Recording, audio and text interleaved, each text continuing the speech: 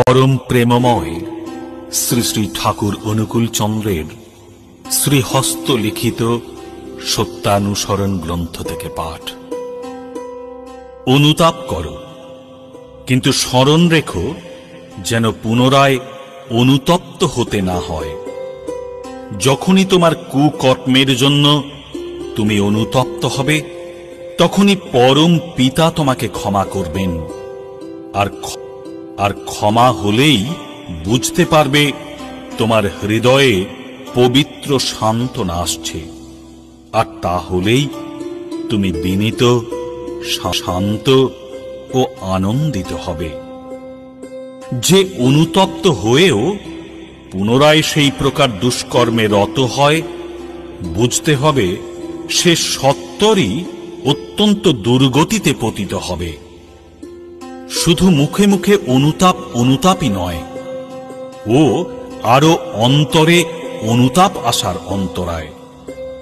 প্রকৃত অনুতাপ এলে তার সমস্ত লক্ষণই অল্প বিস্তর প্রকাশ পায়। জগতে মানুষ যত কিছু দুঃখ পায়, তার অধিকাংশই কামিনী কাঞ্চনে আসক্তি থেকে আসে। ও দুটো থেকে যত দূরে সরে থাকা যায় ততই মঙ্গল। ভগবান শ্রী শ্রী রামকৃষ্ণদেব সবাইকে বিশেষ করে বলেছেন, কামিনী কাঞ্চন থেকে তফাৎ, খুব তফাৎ থাকো। কামিনী থেকে কাম বাদ দিলেই ইনি মা হয়ে পড়েন। বিষ অমৃত হয়ে গেল, আর মাই, কামিনী নয় কো। প্রত্যেকের মাই জগৎ জননী। প্রত্যেক মেয়েই নিজের মায়ের বিভিন্ন রূপ, এমনতর ভাবতে হয়। মাতৃভাব হৃদয়ে প্রতিষ্ঠিত না হলে স্ত্রীলোককে ছুঁতে নেই। যত দূরে থাকা যায় ততই ভালো। এমনকি মুখদর্শন না করা আরো ভালো। আমার কাম ক্রোধাদি গেল না বলে চিৎকার পারলে কখনোই তারা যায় না। এমন কর্ম, এমন চিন্তা অভ্যাস করে নিতে হয়, যাতে কাম ক্রোধাদির গন্ধও নেই। মন যাতে ওসব ভুলে যায়।